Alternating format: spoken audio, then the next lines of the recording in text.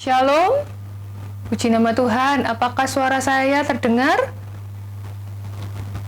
Puji Tuhan, terima kasih untuk responnya. Hari ini kita boleh bertemu lagi dalam ibadah dan kita percaya Tuhan ada di tengah-tengah kita dan Dia Allah yang akan kita muliakan malam hari ini, sebab Dia Allah yang baik, Allah yang sudah mencurahkan kasih-Nya bagi kita semuanya. Kita pujikan, kita bertemu lagi.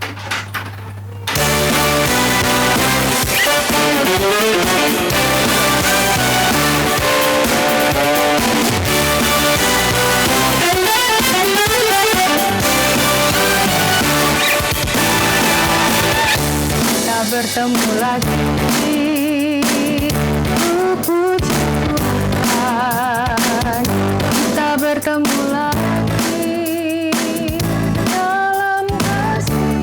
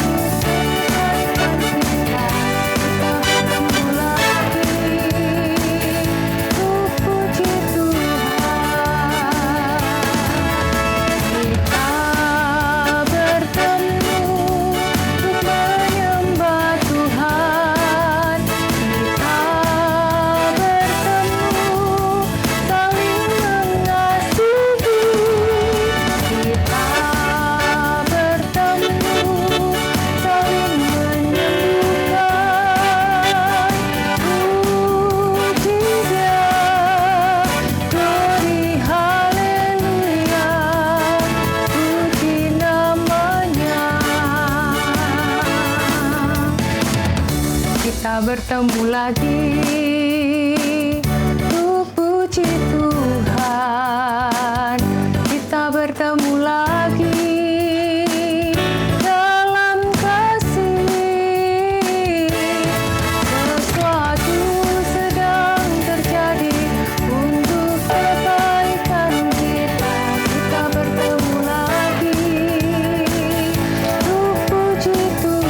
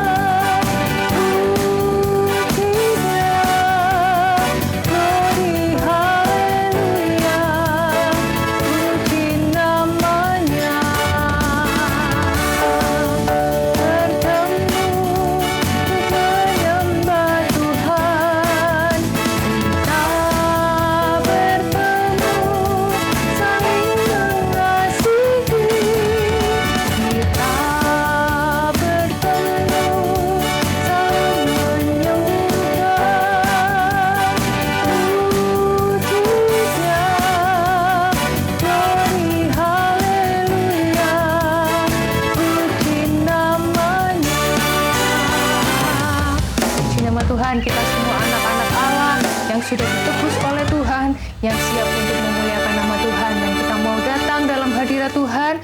Kita bawa pujian kita pujikan Yesus kemuliaan-Mu.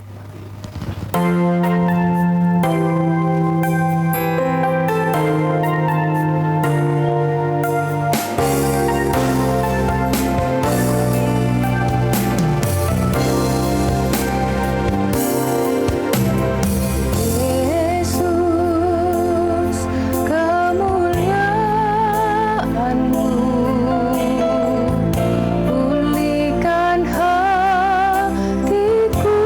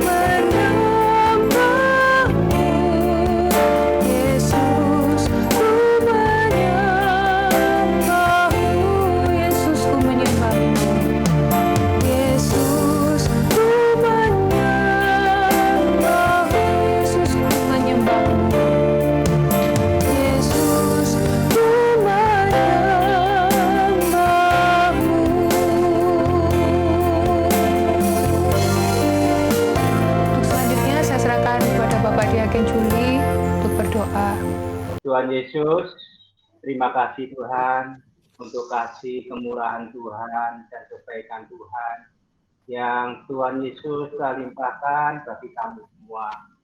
Kami naikkan syukur kami Tuhan, karena pada hari ini kembali kami dapat melaksanakan ibadah online. Tuhan, berkati ibadah kami, Tuhan sendiri yang memimpin dari awal, pertengahan hingga akhirnya.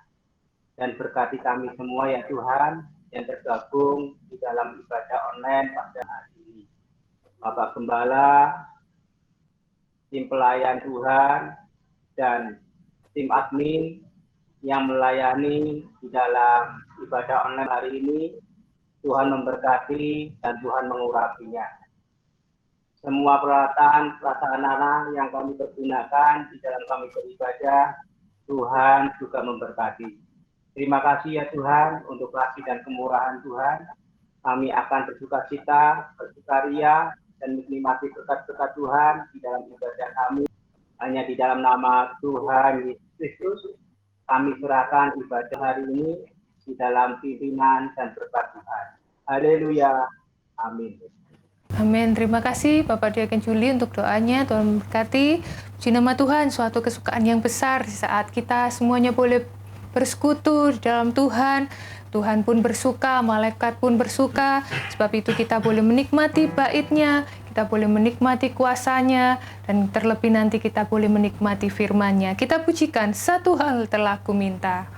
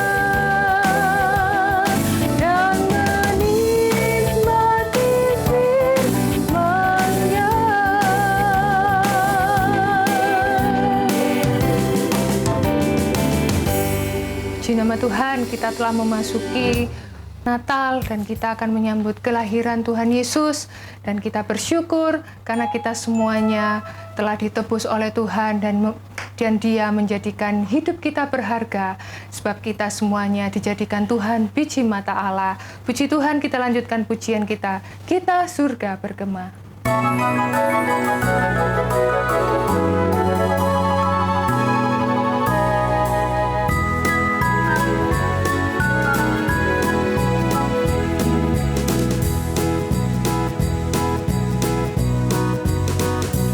Kita surga bergema, hadir Raja mulia, damai dan sejahtera turun dalam dunia. Bangsa-bangsa bangkitlah dan bersoraklah serta bermaklumkan kabar baik. Hadir Kristus terang ajaib, kita surga bergema, hadir Raja mulia. Yang di surga disembah, Kristus Raja yang bakal hadir dalam dunia, memberikan sejahtera. Dalam daging dikenal firman Allah yang kekal. Kristus Raja mulia, nyatalah Immanuel. Kita surga bergema, hadir Raja mulia. Kita surga bergema, kita surga bergema, hadir Raja mulia, damai dan sejahtera turun dalam dunia.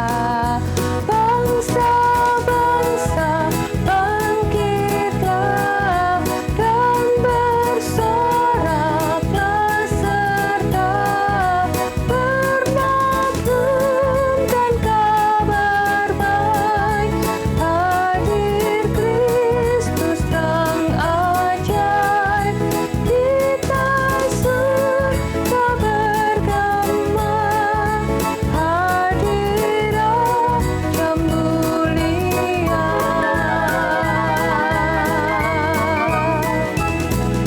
Puji nama Tuhan, kita akan sambut firman Tuhan. Mari kita siapkan hati kita, dan bila kita mau terus dibentuk oleh kebenaran firman Tuhan untuk terus menjadi bejana yang indah di pemandangan Tuhan. Kita pujikan, kami berkumpul untuk memuji-Mu.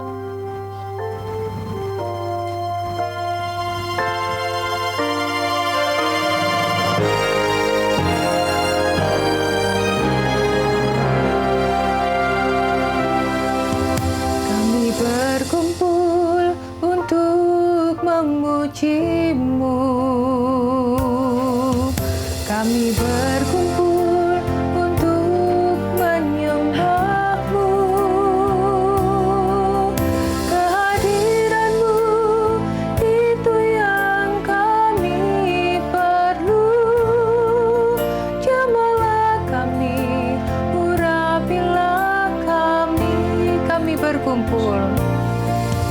Kami berkumpul untuk memuji-Mu.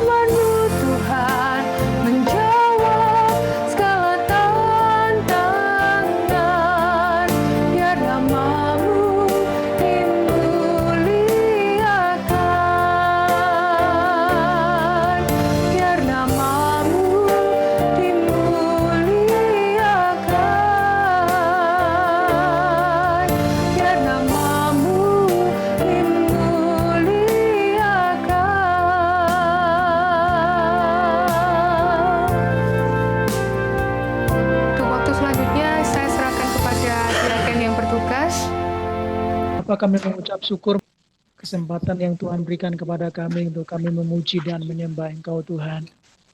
Dan saatnya kami mempersiapkan hati kami, seluruh kehidupan kami untuk menerima berkat firman-Mu Tuhan.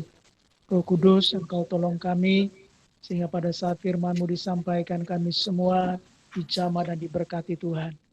Kami percaya Tuhan sudah berikan pewahyuan khusus, urapan yang baru kepada hamba-Mu Bapak Gembala untuk menyampaikan firman-Mu kepada kami semua. Untuk itu kami sekali lagi siapkan seluruh kehidupan kami untuk menerima berkat firman-Mu.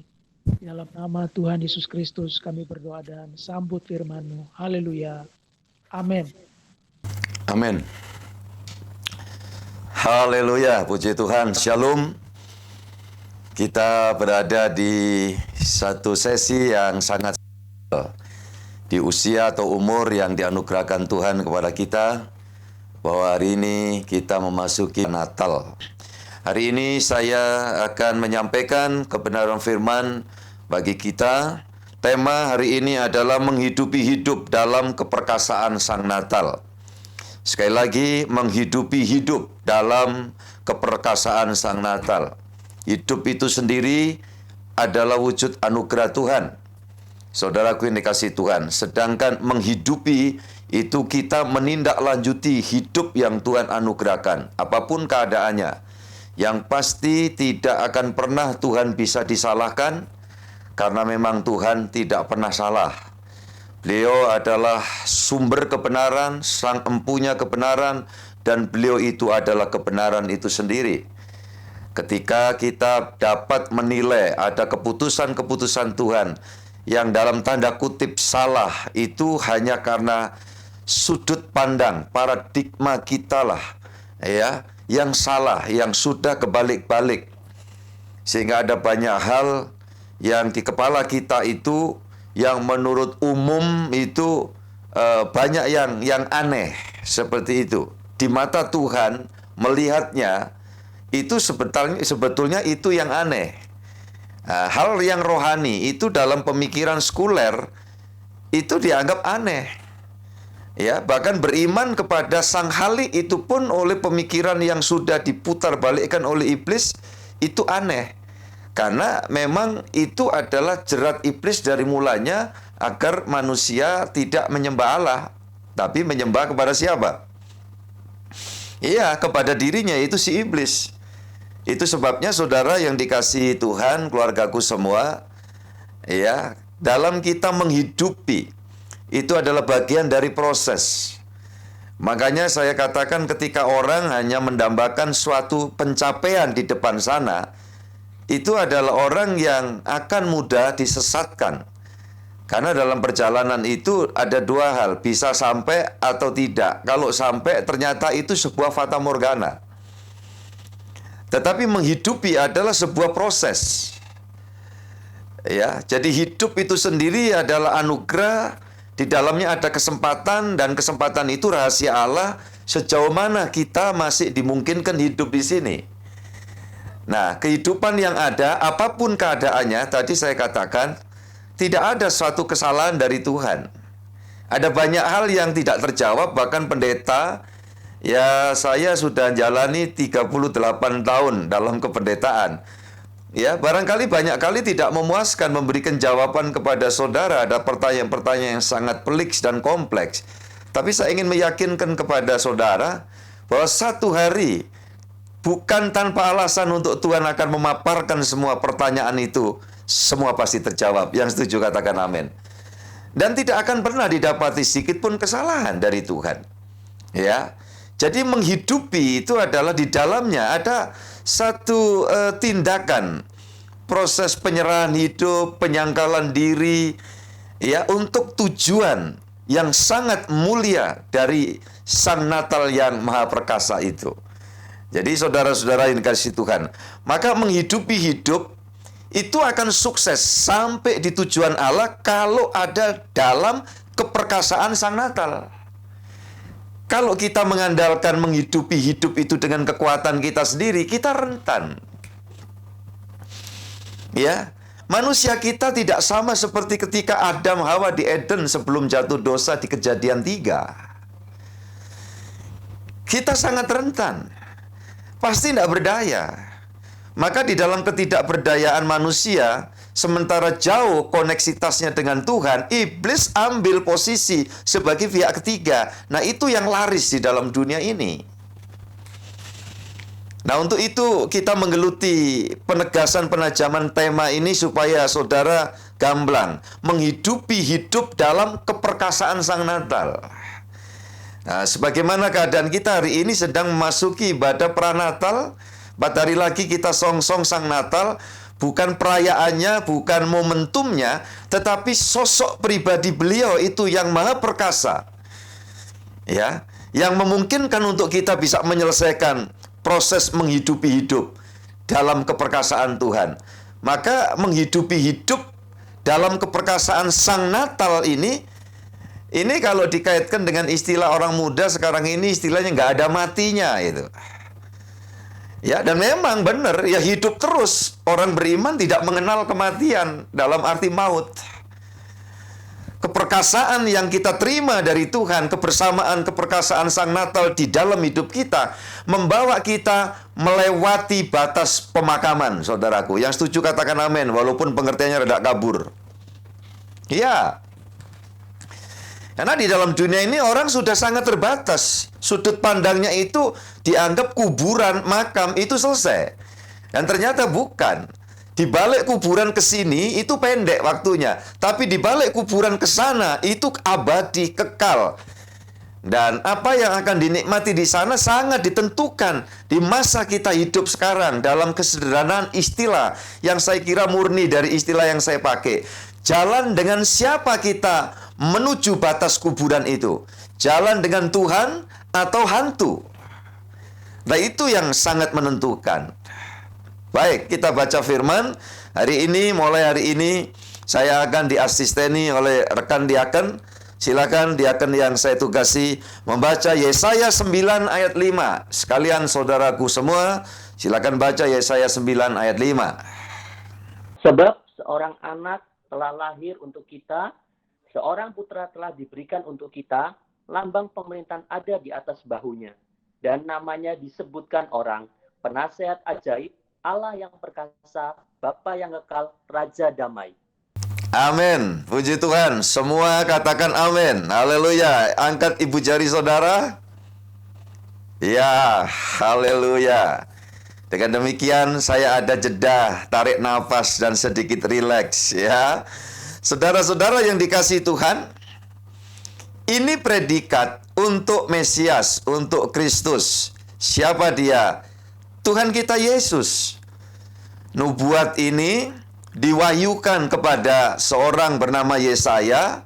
Tarik masanya, waktunya adalah 700 tahun sebelum masa kedatangan Sang Kristus atau sebelum Masehi.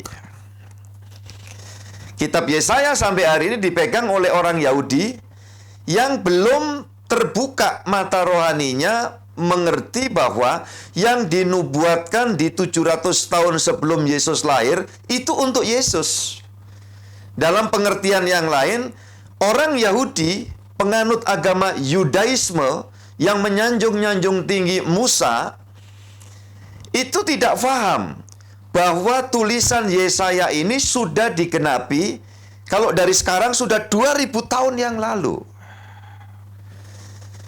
Sekarang alasannya, masalahnya apa? Orang Israel sampai sekarang belum mengerti bahwa Mesias itu sudah datang dan namanya Yesus, Immanuel itu. Karena waktu Mesias hadir, menurut persepsi, anggapan orang Yahudi, orang perjanjian lama khususnya, itu kehadirannya spektakuler. Turun dari langit. Ya, di dalam kekuasaan yang sedemikian. Dan ternyata peristiwa yang sesungguhnya terjadi sesuai dengan kehendak ilahi itu jauh berbeda dengan ekspektasi mereka.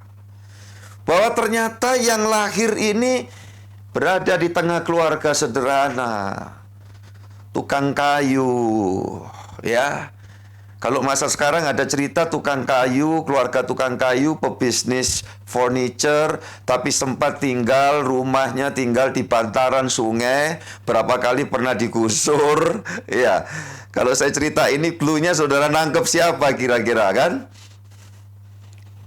Tampilannya juga kayaknya, ya awalnya, masa iya begitu kan? Tapi faktanya, periode pertama dilalui dengan luar biasa. Memasuki periode yang kedua. Dan anugerah Tuhan, negeri kita keberkatan. Iya. Saudara-saudara yang dikasih Tuhan, punya kebanggaan tersendiri. Nah, jadi saudara yang dikasih Yesus, apapun tampilannya, tapi kalau itu merupakan tahbisan ilahi, ya, sudah disahkan, diwartakan, siapa bisa menolak? Iya kan?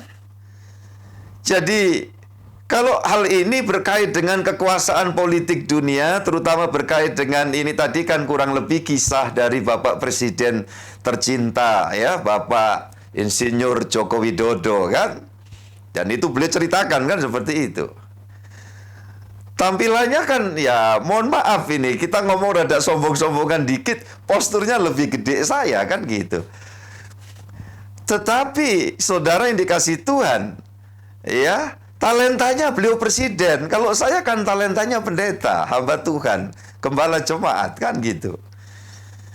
Ketika DPR MPR mengesahkan, mewartakan, memproklamirkan beliau adalah presiden RI yang kesekian, seluruh jagat Nusantara ini di bawah wewengku beliau. Makanya kalau hari ini beliau sampai ke pelosok penjuru bumi Nusantara, taruhlah di Papua, di paling pedalaman, ya, begitu beliau datang di sana sudah gegap gempita, tanpa harus Pak Presiden kita turun dari pesawat lantas teriak-teriak, hormati aku presiden ya, gitu kan enggak. Gubernur tahu, wali kota, bupati, camat, lurah, RW, RT, ya, saudaraku tahu semua bahwa beliau ini presiden negeri kita tercinta kan begitu. Sudah otomatis protokoler penyambutan seorang presiden dalam berkesehayaan kan begitu kalau beliau ini, saudaraku ini kasih Tuhan. Kemana-mana baju putih, lengannya diwingkis ini ya, dinaikkan gitu ya. Inilah satu kebanggaan yang tidak jumawa yang seperti itu. Tapi kita semua sadar beliau adalah presiden kita. Ya kecuali sekelompok kecil aja yang memang usil-usil kan begitu. Itu lumrah lah, dimanapun selalu ada. Ya.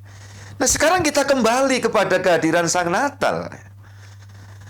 Yang mewartakan, yang memproklamirkan itu bukan manusia. Justru para malaikat tentara sorga yang menyatakan bahwa inilah, ya, bersukacitalah karena telah lahir bagimu Tuhan dan Juru Selamatmu. Tandanya ini, bla bla bla bla. Jadi yang mengatakan Yesus itu Juru Selamat, Yesus itu Tuhan, itu sorga. Makanya berapa waktu silam saya lihat forwardan, ada orang-orang yang karena belum ngerti, kita maklum ya, kita tidak berniat mengcounter atau gimana, membuat statement bahwa dalam Kristen itu Yesus dilantik jadi Tuhan itu abad ketiga, saudaraku. Setelah konferen ya tokoh-tokoh bapak gereja itu. Dan itu dikatakan baru diangkat menjadi Tuhan. Loh kok Tuhan, kok pengangkatan itu loh saudaraku ini kasih Tuhan. Iya kan? Nah kalau ini diwartakan tabisan itu jelas. Para malaikat itu di Matius, di Lukas, iya kan? Tandanya ada seorang bayi mungil lahir diletakkan di palungan, dibungkus kain lampin dan lain sebagainya. Hari ini saya kupas begitu ya luas hal itu. Maka kalau sampai hari ini ada orang tanya, ini bukan di konteks orang Yahudi perjanjian lama, ini di masa sekarang. Mana sih buktinya kalau Yesus itu Tuhan yang dirayakan oleh umat Kristen saat dunia yang jumlahnya kira-kira lah, hitung kasarannya itu sekarang ya, yang percaya Sang Natal secara umum itu ya kira-kira hampir 3/4 penduduk bumi loh, saudara. Ya. Dan saudaraku yang dikasihi Tuhan, mana ayatnya? Kok Yesus dipanggil Tuhan? Nah, gampang aja saudara catat ya. Ayatnya ada di Yohanes. Kalau dalam pandangan dunia, tanda kutip itu ayatnya itu digit sial kuadrat, saudaraku. Loh kenapa? Angkanya di angka 13. Pasal 13 Yohanes, ayatnya 13 pula. Jadi saya katakan justru ayat yang angkanya itu menurut pandangan sebagian masyarakat kita yang percaya pengertian angka-angka begitu, 13 sial, angka 4 dekat dengan arti mati, ya kan?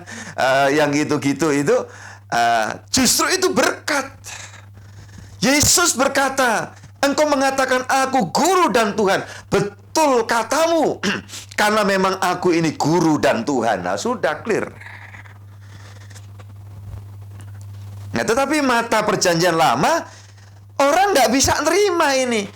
Tampilannya kok nggak memenuhi ya harapan mereka. Jadi yang diharapkan tuh nanti kalau memang betul Yesus, itu Yesus yang datangnya spektakuler turun dari langit. Nah, betul juga. Tapi terlambat buat mereka. Karena Yesus Mesias yang mereka pikirkan, bayangkan itu, terjadinya itu nanti waktu Yesus datang second coming, waktu yang kedua kali dia datang ke dalam dunia untuk umat tebusannya. Nah ini saudara-saudara, supaya kita mengerti kenapa lahirnya di kandang, terbungkus kain lampin. Saya tidak ulas ya malam ini. Ditaruhnya juga bukan di box baby, tetapi ditumpukan bekas sisa makanan ternak. Saudara-saudaraku yang dikasihi Tuhan, begitu tampil, dia panggil murid-muridnya yang terdiri dari sebagian besar rakyat kaum jelata, para nelayan. Memang ada beberapa nelayan, tapi ya statusnya bos itu Simon Petrus. Itu bosnya nelayan, punya kapal troll segala macam itu, saudaraku, yang belakangan dilarang sama Bu Susi. Itu saudara-saudara. Maka leadershipnya kelihatan kan, sangat berpengaruh sekali itu tampilannya si Simon Petrus. Ini nyimpang dikit ya. Ayo ikut Yesus, ikut. Ayo kembali ke pantai ya, danau, cari ikan, semua ikut. Nah, itu karena dia punya satu power kepemimpinan itu ya. Nah, memang dalam sejarah gereja itu terlihat bahwa ini Petrus dari sekian nelayan dia bos. Ya tapi kan nelayan kan gitu. Sementara ini orang-orang ahli Taurat ya, orang-orang Saduki ini yang memahami keagamaan ini, itu berharapnya pemikirannya Mesias itu datang bahkan disertai dengan kekuatan politik yang akan membela bangsa Israel yang terus sepanjang perjalanan bangsa itu sejak lahirnya di bawah kekuasaan kolonial penjajah. Musuh silih berganti menguasai. Bahkan sampai waktu Natal itu terjadi, bangsa Israel di bawah jajahan kekuasaan bangsa Romawi. Makanya nanti nyimpang dikit di dalam Kisah Rasul 1 itu, waktu Yesus mau terangkat, ada murid yang masih bertanya, Tuhan, kapan engkau hendak memulihkan ya bangsa ini, kerajaan ini? Maksudnya dalam tanda kutip itu politik. Bagaimana mengalahkan musuh yang menjajah? Tuhan Yesus mengatakan untuk itu nanti Bapa yang menentukan. Karena Yesus selalu bicaranya itu memberikan jawaban ya, untuk memberikan pengertian maksud dan tujuannya. Dan tujuannya kemudian itu ayat 7 pertanyaan, ayat 8 dia jawab, kamu akan beroleh kuasa jika Roh Kudus turun atas kamu. Nah ini adalah standar bagaimana awal keperkasaan Sang Natal itu diejowantakan, dibagikan kepada gerejanya, kepada setiap orang percaya. Nah, ini nanti yang akan saya sampaikan. Mengapa anak Tuhan sampai hari ini kita dapat mengatakan di semua keadaan tidak ada alasan untuk kita tidak menjadi perkasa, oleh karena kita mempunyai Tuhan dan Juru Selamat yang telah mengejawantakan diri, memanifestasikan secara spiritual ada di dalam kehidupan saya dan saudara. Yang percaya di dalammu ada Yesus, angkat jari jempol saudara. Puji Tuhan. Ini kekristenan, saudara. Saya kalau sudah bicara menyampaikan firman itu nyaris melupakan ya kelelahan secara manusia. Sampai orang berkata, ya Bapak itu kok kelihatannya tidak pernah capek gitu ya. Ya saya bilang bukan tidak pernah capek, tapi saya tidak pernah bilang capek. Ya, saudara-saudara yang dikasihi Yesus, ketika saya menyampaikan firman, entah itu karena talenta, karena itu tugas panggilan saya sadar. Saya mendambakan agar setiap anak Tuhan mata rohaninya terbuka lebar. Semakin jelas sosok Sang Natal itu adalah sekarang menjadi bagian dalam kehidupan kita. Maka tidak ada alasan oleh karena situasi kondisi tertentu kita tidak mampu menghidupi hidup yang Tuhan anugerahkan kepada kita. Maka disebutkan gelar 4 hal tadi. Apa saja tadi? Diaken Indra. Yang pertama disebut Penasihat ajaib. penasihat ajaib. Allah yang perkasa. Ya, stop dulu. Penasihat ajaib. Siapa dia? Yesus. Maka jangan cari ya penasihat yang lain. Ajaib itu dahsyat. Penasihat itu berarti orang yang benar-benar pribadi, sosok yang betul-betul full wisdom, bahkan sumbernya wisdom. Jadi jangan cari tukang ramal. Bilang sama kawan-kawan ya, saya yakin sih yang di depan saya ini udah enggak gitu dah. Saya imani, saya angkat jempol. Enggak tahu saudara merespon angkat jempol apa enggak? Apa masih pergi ke tetangga, ke Mbak Dipo atau Mbak Suro di Gang Buntu itu? Haleluya, tidak semua ya, amin. Kasih tahu temanmu. Ada penasehat ajaib. Namanya siapa? Yesus. Yang kedua apa? Allah yang perkasa. yang perkasa. Ini yang menjadi inti pemberitaan saya ya. Yang ketiga, Bapa yang kekal. Bapak yang kekal itu ya sosoknya kekal abadi, wewengku kewenangan teritorianya juga abadi, penyediaannya juga meliputi 2 sisi. Sisi hidup di dunia ini kita juga punya Bapa yang kekal, Tuhan Allah kita Yesus Kristus yang dapat menyediakan segala sesuatu. Amin. Ya. Yang di sisi lain dalam kekekalan abadi, dia yang menyediakan sorga. Maka Yesus ngomong, setelah dia mati bangkit, dia bilang, aku akan pergi ke sana, menyediakan tempat, haleluya, bagimu. Itulah dia, Bapak kekekalan. Berapa di antara saudara barangkali saat ini, ya Pak, saya ini yatim Pak. Iya. Ya, ada yang yatim piatu Pak. Iya. Ya. Firman Tuhan mengatakan, dia Bapak kita. Bahkan ada ayat yang mengatakan dia juga menjadi suami bagi para janda. Berarti dia juga mendampingi duda seperti saya, ya, saudara yang dikasihi Tuhan. Kali pertama saya menyebut status saya di depan saudara. Mau gak disebut juga fakta, ya kan? Saudaraku yang dikasihi Yesus, tidak ada alasan untuk mencari sandaran di tempat lain. Dia yang sanggup mengatasi semua.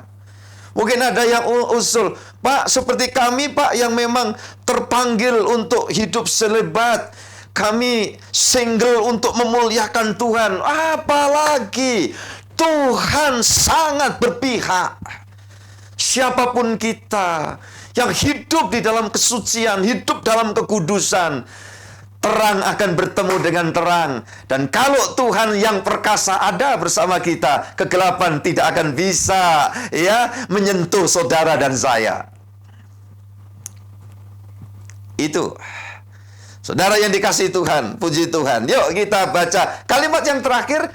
Kemudian apa? Raja damai. Puji Tuhan. Kalau 3 hal ini sudah, saudaraku, udah damai. Nggak damai gimana? Dunia akhirat dia jamin. Sesulit-sulitnya apa? Faktanya Tuhan masih bikin mujizat sampai hari ini. Memberikan kecukupan makan makhluk sak dunia. Yang namanya manusia saja 7 miliar sekian. Tuhan buat mujizat kasih makan tiap hari. Jangan bilang kan kita kerja, kita punya duit, bisa beli. Ya kita punya duit banyak. Kita bisa beli, kalau nggak ada yang dibeli. Kita bersama kan makan capcay, uang kertas dan uang logam. Digoreng kering, saudaraku. Dikasih sambal barangkali. Penyetan tidak ada lagi, penyet ayam, penyet tempe, penyet terong. Yang ada penyetan, uang pecahan 100 ribuan. Coba, Allah itu yang menyediakan. Berapa banyak yang jadi nelayan di sini? Sedikit orang.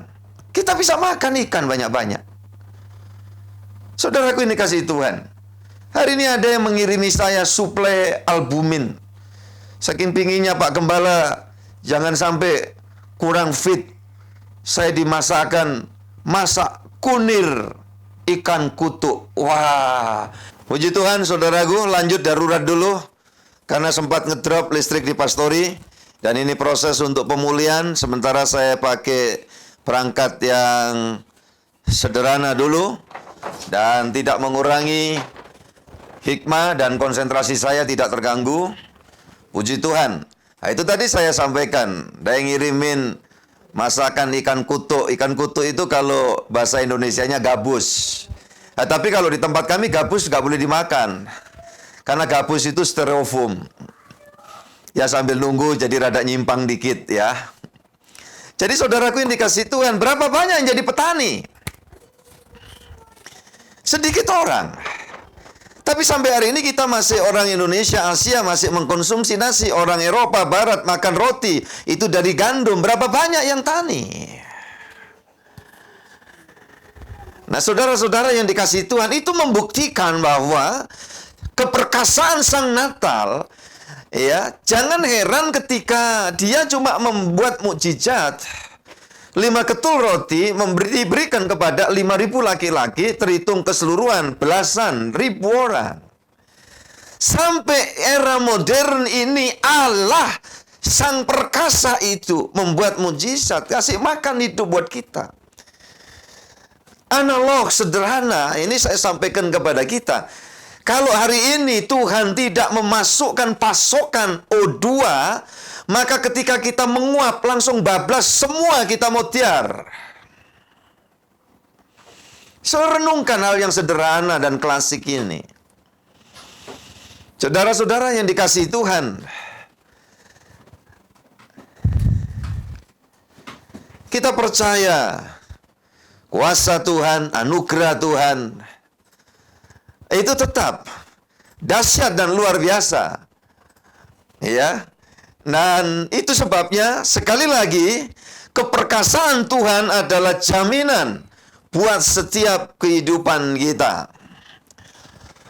Ini saudara-saudara yang dikasihi Tuhan.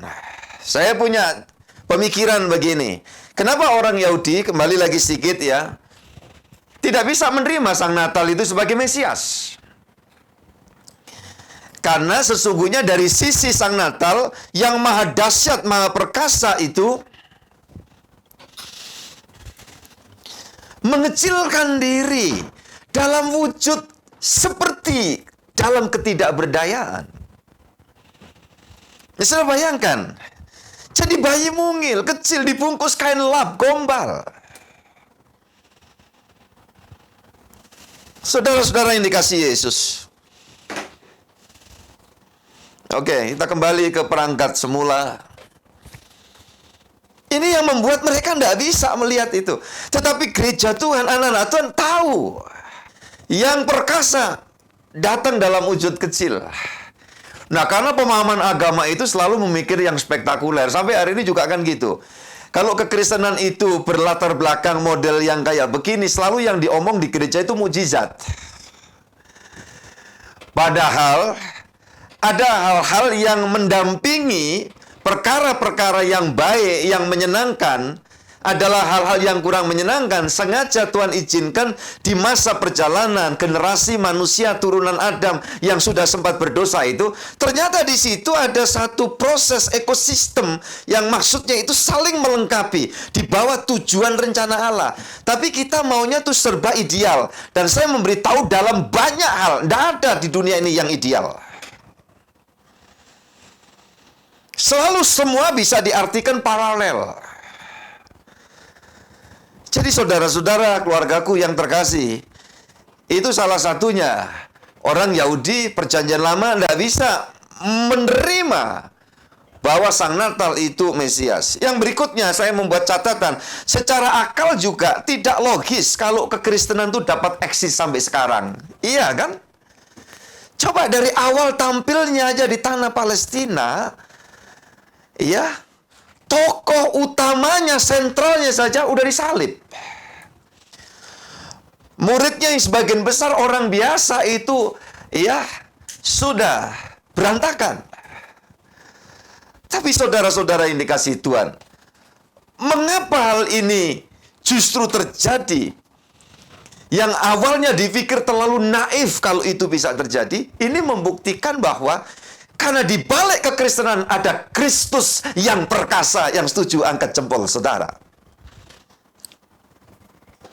Sehingga saya seringkali mengatakan begini, kekristenan tampil di dunia ini bukan hasil rekayasa dari orang yang cerdik, yang hebat, yang IQ-nya tinggi. Bukan, tetapi kekristenan tampil di dalam dunia ini adalah hasil dari rancang bangun kekuatan ilahi yang maha perkasa. Sehingga selalu saya katakan kepada semua kawan hamba Tuhan, dan hari ini para korps saya, pelayan-pelayan Tuhan, hamba-hamba Tuhan dimanapun berada, sekalipun ada banyak hal, seperti batasan ketidakmungkinan mengelilingi kita, tapi kalau bersama Sang Natal yang Maha Perkasa, semuanya jadi mungkin di dalam namanya yang ajaib dan dahsyat. Nah itu saja, konsep pemikiran saya sangat sederhana kok. Ibu bapak tinggal, ya saudara-saudaraku, anak-anakku juga kalau ada di sini pemuda remaja, cucu-cucuku, ya sederhana aja, nempel aja pada kekuatan kebenaran firman Allah itu. Kita kalau tidak percaya sama firman Allah, mau percaya sama siapa? Iya kan? Manusia hebat-hebat juga, tidak hebat juga. Saudara-saudaraku, bakatnya nggak ada. Tapi kalau bapak kekekalan, dia selamanya tetap jadi bapak kita. Dan dia yang bertanggung jawab atas kita semua, saudara-saudara yang dikasihi Yesus. Ya, keperkasaan dari Sang Natal yang mampu menjadikan kita perkasa. Yang setuju katakan amin lagi. Puji Tuhan, ya. Kita buka di dalam Mazmur pasal 71. Mazmur 71 ayat 16 sampai 19. Aku datang dengan keperkasaan Tuhan Allah, hendak memasyurkan hanya keadilan-Mu saja. Ya Allah, Engkau telah mengajar aku sejak kecilku, dan sampai sekarang aku memberitakan perbuatan-Mu yang ajaib. Juga sampai masa tuaku dan putih rambutku, ya Allah, janganlah meninggalkan aku, supaya aku memberitakan kuasa-Mu kepada angkatan ini, keperkasaanmu kepada semua orang yang akan datang.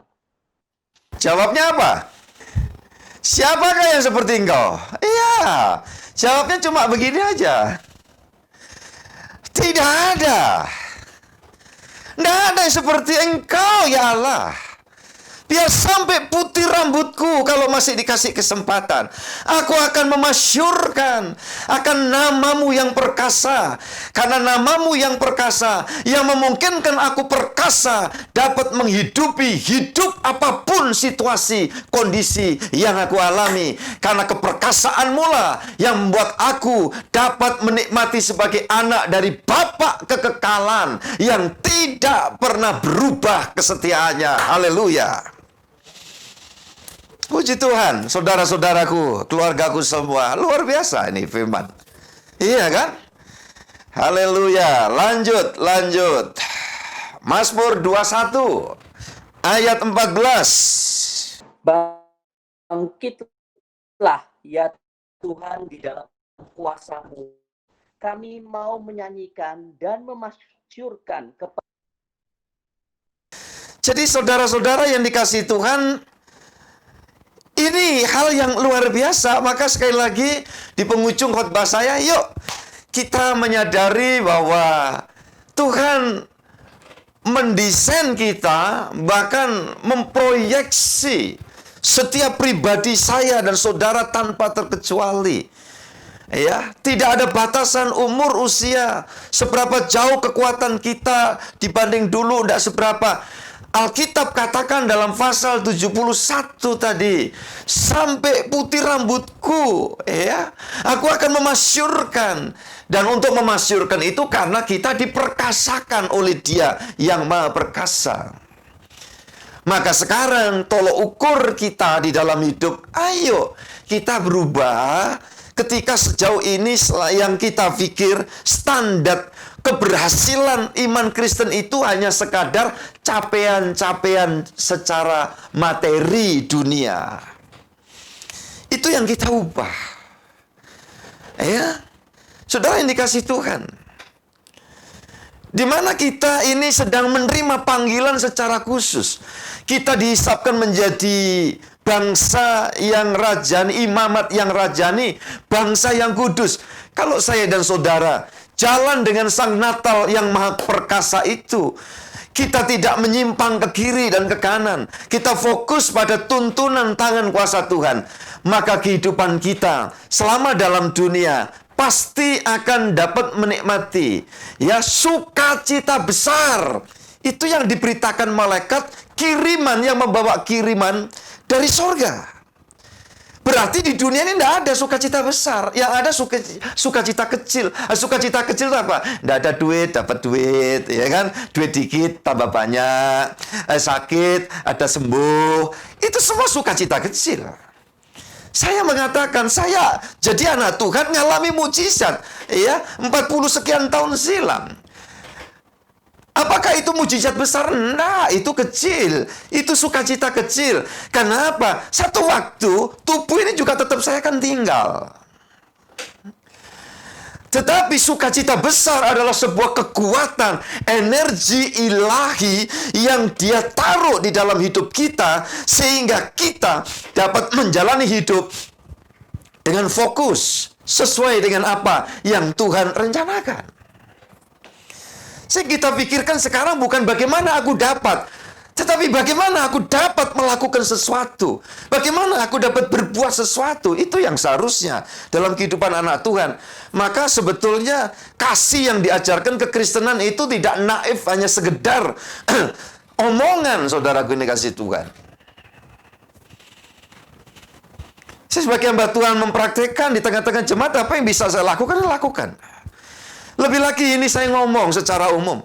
Sebagai hamba Tuhan, sekelas saya ini yang biasa di kota kecil, saya katakan, apa sih yang Tuhan tidak lakukan?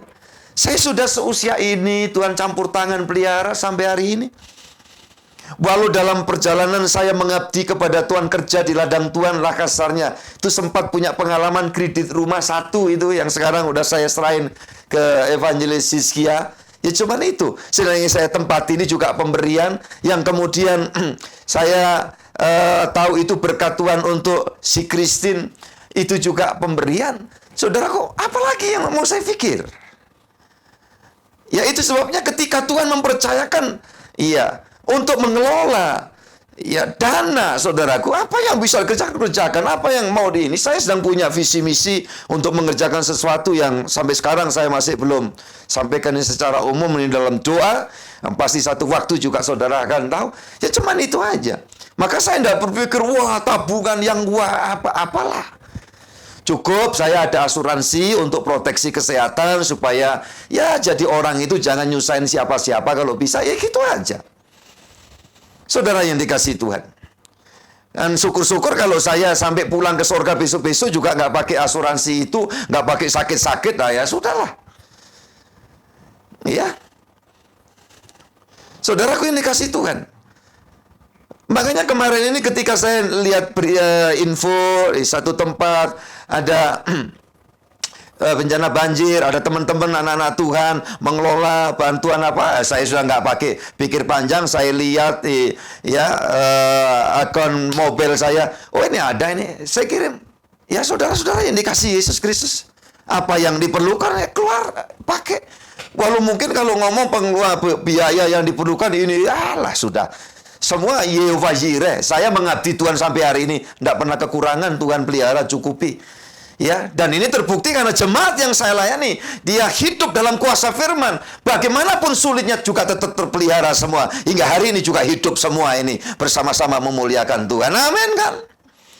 Jadi kalau saya mengatakan apa adanya, maka apapun pandemi ini, apakah selesai nanti Januari tahun depan sejauh mana, faktanya sekarang pengumuman berkait dengan belajar mengajar dunia pendidikan yang semula dipikirkan Januari akan dimulai tatap muka, ada perubahan, kita lihat situasi dan sebagainya.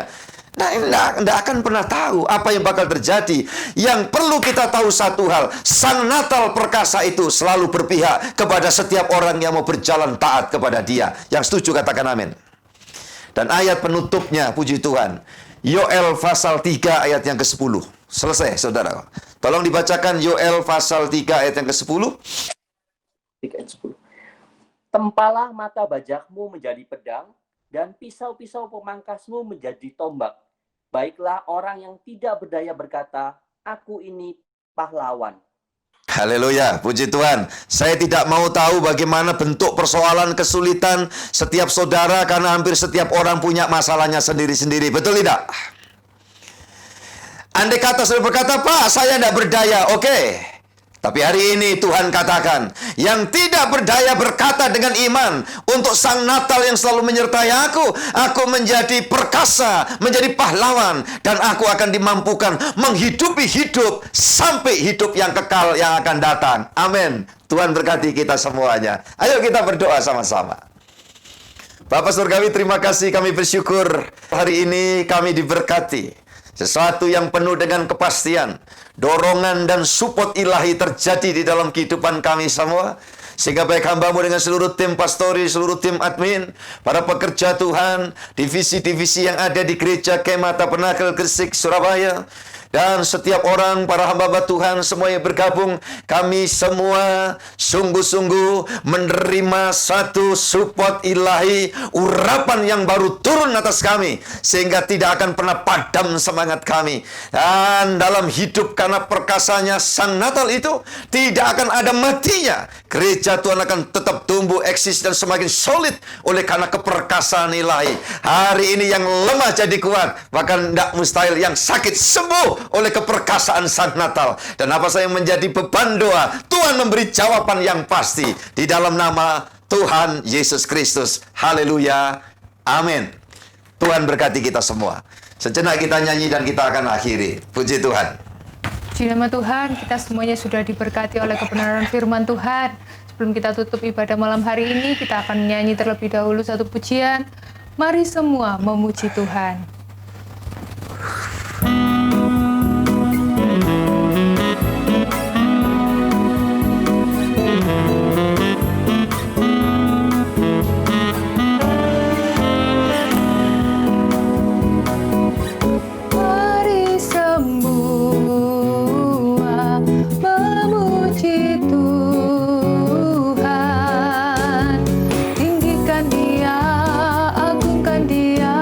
Dalam